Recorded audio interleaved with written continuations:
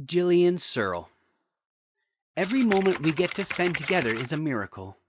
Jillian Searle. Thailand is one of the most beautiful countries in the world. Over 40 million tourists visit Thailand annually to enjoy nature and the serene weather. But the country has also encountered some of the most dangerous tsunamis that have taken thousands of lives. In 2004, Jillian Searle from Perth, Australia, was on a family holiday with her husband, Brad, and two sons, Lachi, 5, and Blake, 2, on the island of Phuket. On a beautiful sunny morning, the Searle family sat by the pool in their hotel. Jillian was playing with her sons, running around the pool from one place to another. The Searle family spent hours strolling and then decided to get into the pool, while Brad returned to the hotel room to get a spare pair of swimmers. Suddenly, it felt like the ground was shaking. It felt like an earthquake. Jillian looked up and saw flocks of birds flying away. It felt strange. It was still morning, and birds were already leaving in a huge number.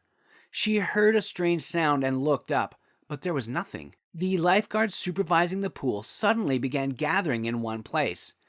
They were all on their cell phones and walkie-talkies confirming the strange echo. Jillian felt like something terrible was about to happen. The sound of echoes increased. Jillian looked up, and her heart began to sink. A massive wave of water crashed over the hotel and ripped everything that came in its way.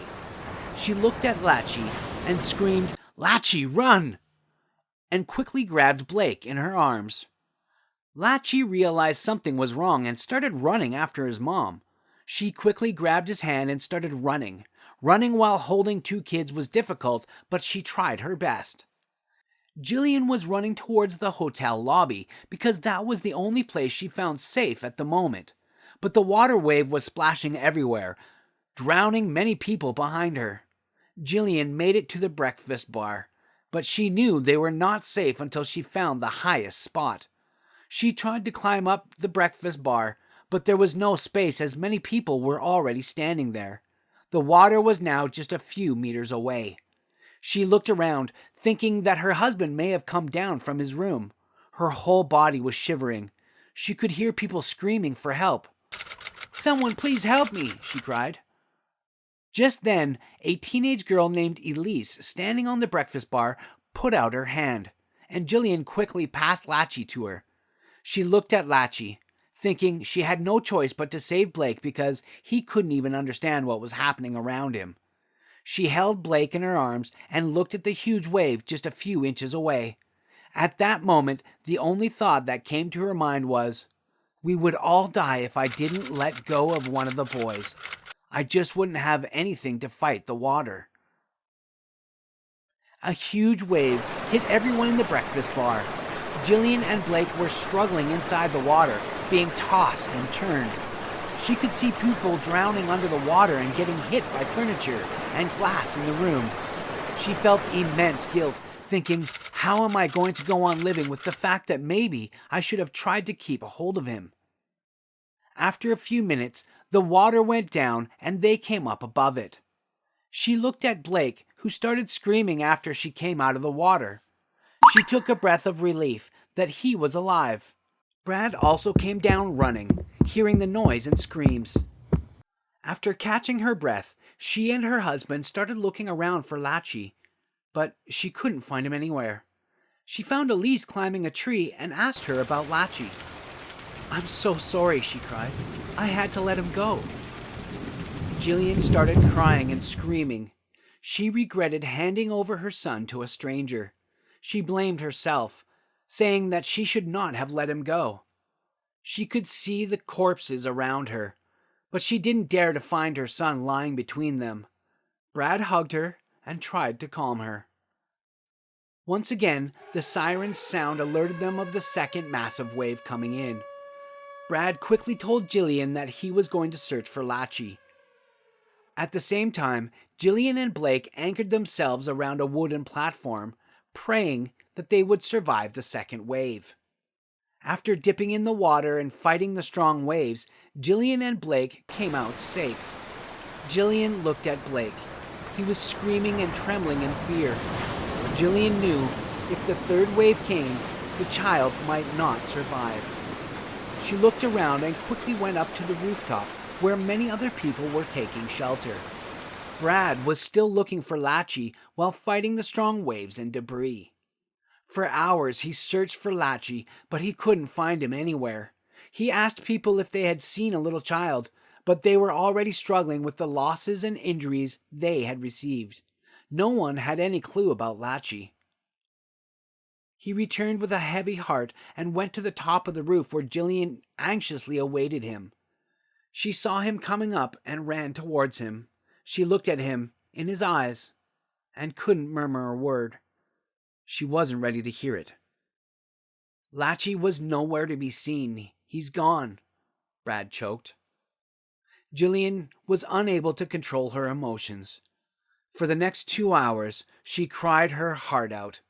She blamed herself for letting him go. Brad was nothing different from her. Both were experiencing the worst moments of their lives. She had so many things going on in her mind, like finding Latchie's body, taking his lifeless body to Perth, and packing his bedroom back home. She wasn't sure if she would be able to live without him or ever get through his birthdays or Christmas without him.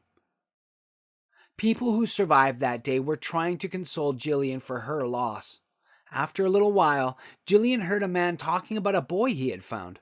He was asking everyone if it was their child. Jillian quickly asked him about the boy. The man said the kid was wearing a blue rashi. She screamed that it was her son, Latchie, who they thought was no more. That day, Latchie was wearing a blue rashi. Jillian saw Latchie coming from afar and rushed to wrap her arms around him. She felt so lucky that all of them were fine. She held Latchie's hand tightly and promised she would never let him go. "Mummy, I'm really dirty and I need a shower," he said. Latchie was a brilliant kid. When left alone, he went to the toilet and stood on it to protect himself from the deadly waves hitting the entire area. While struggling to save himself from the waves, he hurt his head and had a small scratch. The first thing the family did was book a flight and return home. Over the years, Jillian has ensured that her sons are safe. After 18 years of the deadly tsunami, today is Latchie's 28th birthday and Blake has turned 24. Blake was too young to remember what happened that day, but Latchie still remembers everything. After returning home from Thailand, Latchie experienced panic attacks and nightmares, but he got better after getting counseling. Sometimes Latchie talks about what happened that day, but he never blames his mother for letting him go.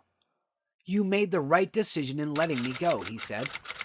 Years have passed, but the Searle family has not been able to come out of the trauma. They never went back to Thailand. A few years back, Latchie said during an interview, "Maybe I'll go when I'm a bit older, but I wouldn't like to go now."